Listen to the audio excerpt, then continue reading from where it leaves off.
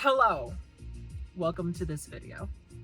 So in this video, I kind of want to talk about, I don't know, something that just like popped into my brain the other day randomly. And that's the nature of this YouTube channel, isn't it? And a thing popped into my brain. I gave it some thought over the course of like a week or two, or however long it took me to like feel ready to make a video on it. So here we are. So what are we going to talk about in this video? Well, what we're going to talk about in this video is something that I have been meaning to tackle for a little bit now on this channel, but I haven't quite done it yet. And that is objective reality versus subjective perspective. This is something that I see a lot of people understand and not understand certain things when it comes to these matters. And these are things that can directly affect how you see people. Does that make sense? You'll know what I mean by the end of this video when I explain things, because right now it sounds like, what the fuck are we talking about here? So, what am I talking about here?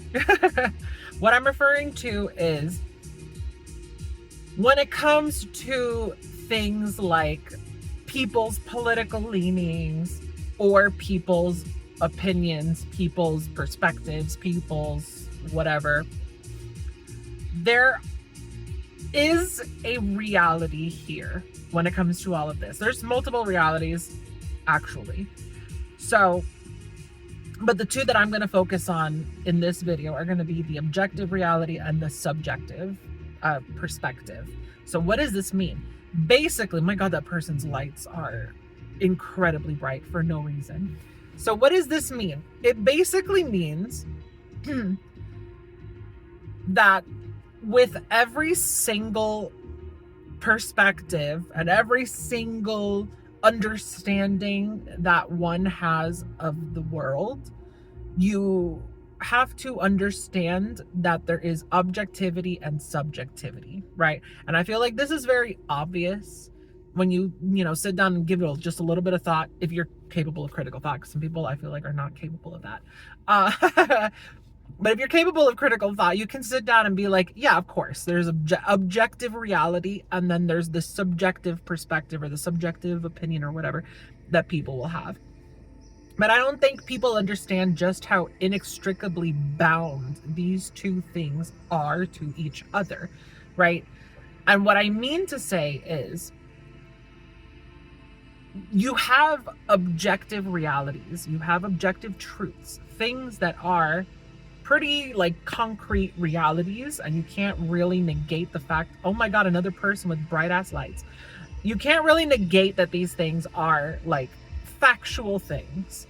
However, the nature of existence, no pun intended, the nature of it is through your own perspective. So you can have objective reality that multiple people will see the same way, but not everybody will see that's objective reality the same way, right? An example of this is, this is a very silly example, but it drives the point home. Strawberry ice cream, right?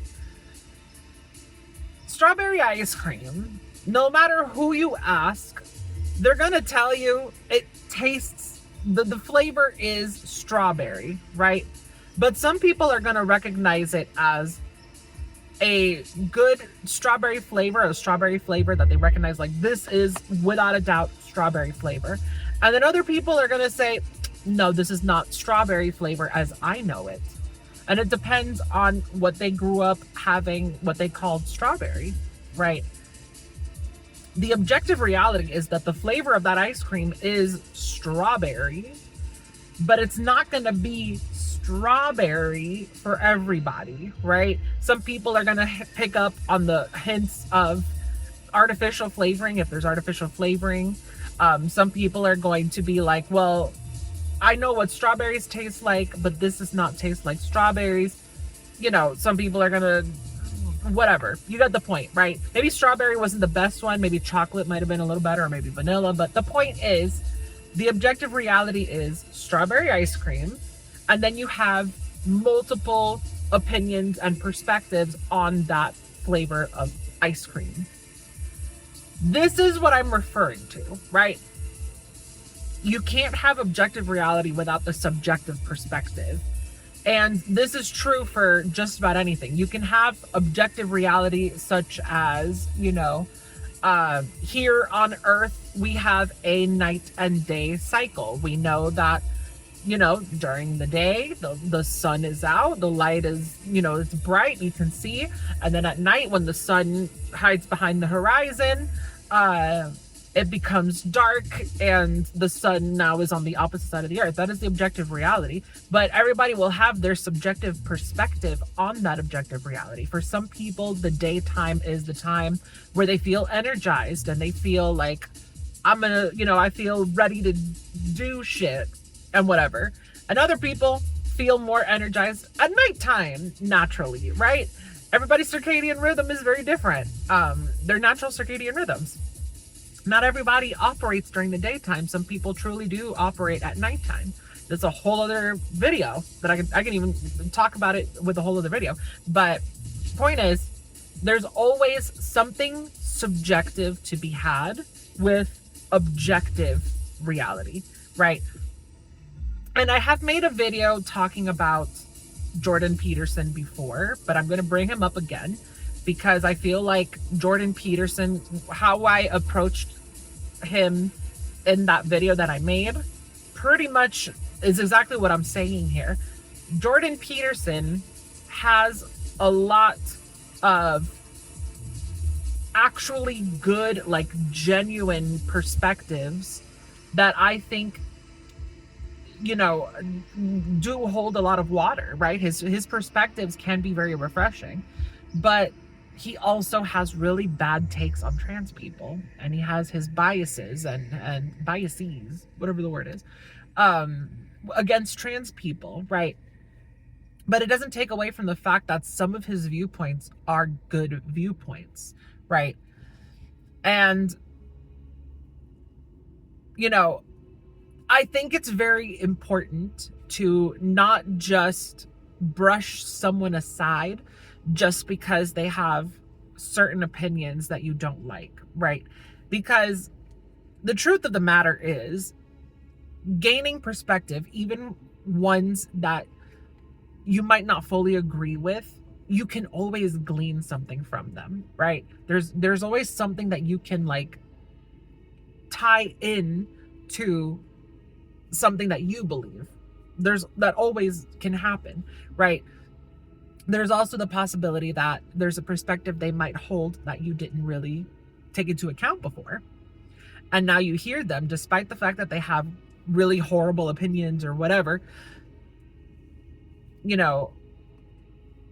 there might be some truth, some nuggets of truth here and there. I keep saying, I become self-aware of that. Now I need to like stop it because I'm too mindful of it.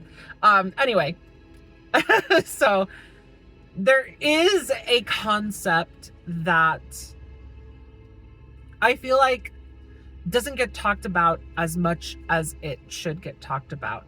And that is the concept of people believe the things that they believe because they believe they are the correct things to believe, right? This is obvious, but I want you to understand truly what that means.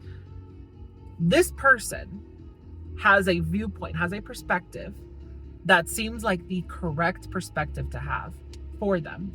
There must be a reason for that. You can brush people off as, oh, that person's just stupid. That person's just ignorant. That person is just whatever. But I don't think it's that easy, right? I think on some level, it's because they see some underlying truth, even if it's very scarce. They still do see some underlying truths that exist within that perspective, right? I'm talking about like really horrible perspectives here. There's some underlying truths. And I think that it's important to look into that and not just brush everything off, because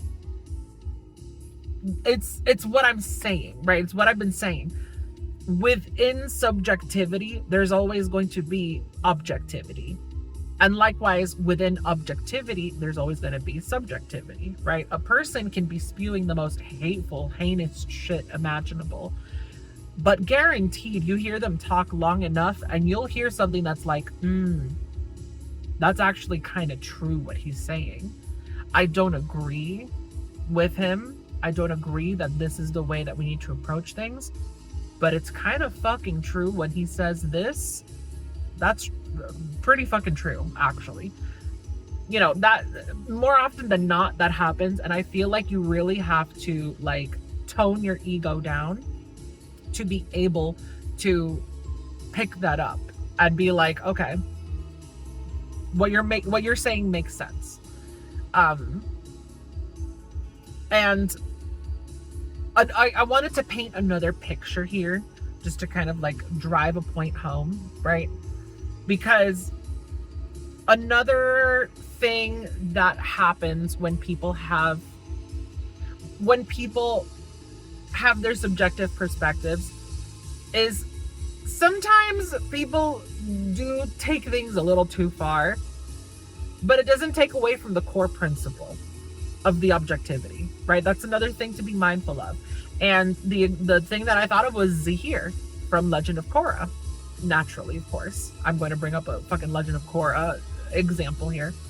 But Zahir, he's a good example of what I'm saying, because Zahir's entire thing, his entire MO, if you want to say, in the show was he wanted man to only have allegiance onto himself, right?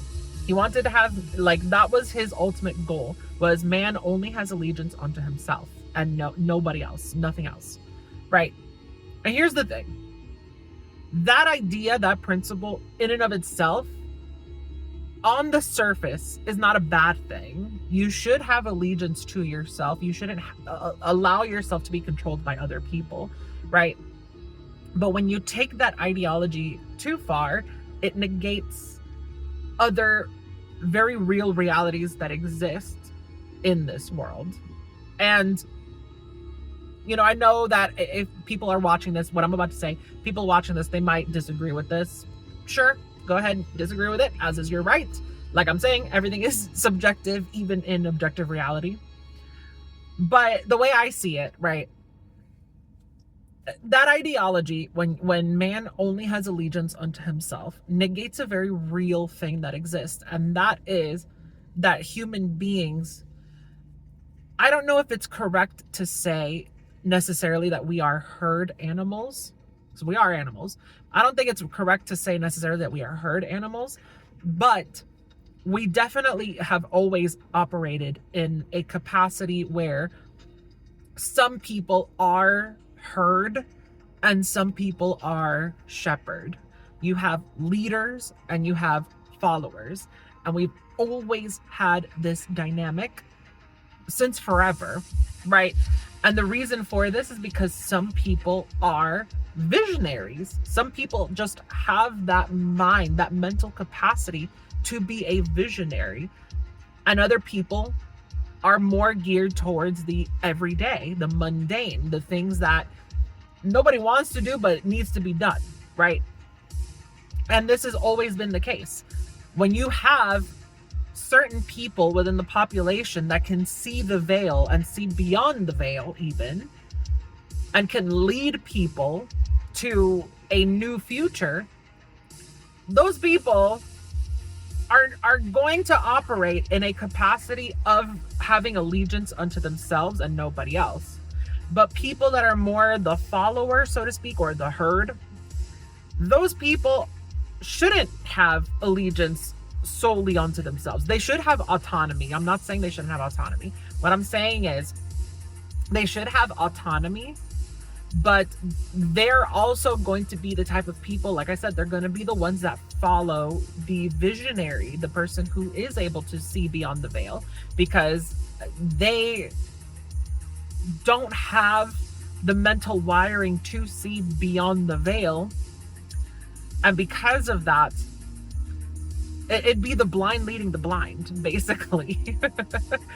And we wouldn't get anywhere. So you need the visionaries in place are the people that lead. So all of this to basically say that despite the fact that Zahir wanted to eliminate leaders, he wanted to eliminate world leaders and monarchs and all of that stuff, there was not an understanding that the dynamic of human beings has always been a shepherd and their herd, right? You need leaders and followers because of, like I said, there's the visionaries and then there's the people that maintain the status quo, right? This is also the dynamic of progressivism and conservatism, like I explained in that video that I talked about that. You know, conservatism holds on to traditional values, maintains the status quo, and progressivism leads to the future and always progresses, aka the visionary, right? And even within those two paradigms, you have leaders in the conservative side and you have herd people in the progressive side, right? This is just the natural order of human beings. This is just kind of how we've always operated. And so Zahir took that ideology too far, is the point. And the thing is that when you look at his perspective, his very subjective perspective of wanting to eliminate leaders and wanting to get rid of them entirely, and, you know, man only has allegiance unto himself, the objective truths within that is that we should have autonomy over ourselves. We shouldn't be controlled, right? We shouldn't have a governing force that controls our every move and our very existence. But he also took it too far with his subjective perspective of not wanting any world leaders whatsoever. And so basically, despite the fact that he had truths in his subjective perspective and he had objective realities within it, there was still a lot of subjective perspective. And you can take his perspective, you can take the objective realities that he held in his perspective, in his subjective perspective, and you can have another person have a completely different perspective on it. You know, because like truly when you break down the way he saw the world, which is, you know, man has only allegiance unto himself, what he's basically saying is just freedom, right? Just freedom. That concept can be interpreted in many different ways, right? And I think that freedom is a good thing, but too much freedom is not always a good thing, right? There is a lot of nuance within that. And truly and honestly, that's really what the world kind of boils down to. At the end of the day, it's filled with nuance, and nothing in this world, absolutely nothing, even the most objective of objective realities, has some form of nuance in it. Take for instance gravity. I think gravity is pretty fucking like an objective thing that just we know and understand that it exists, right? What comes up must come down. We all feel gravity's force on our bodies every single day, every second of every single day. I don't think it's a crazy thing to say that it's an objective truth. But even gravity, we don't fully understand. And there's a lot of nuance even within the studying of gravity and what it means for us. We don't really fully understand it, which is fucking crazy, by the way. But that's besides the point. Anyway, so yeah, I basically covered everything I wanted to cover. That's this video. If you liked this video, give this video a like. That would be really cool. Also, as always, up, down, left and right, pink and blue, Dance Dance Revolution, wherever that subscribe button may be for you. And I will catch you in another video. I'm not sure when I will post it. I'm kind of in this mood of like wanting to post new content right now because I'm kind of in this place in my life where I just, I'm doing my thing. I'm vibing, struggling, but aren't we all? But nonetheless, I'm trying to maintain a very like positive mindset with things, and yeah, just keeping the YouTube ball rolling, get that momentum going, so to speak. Anyway, I will catch you guys in the next video. Take care.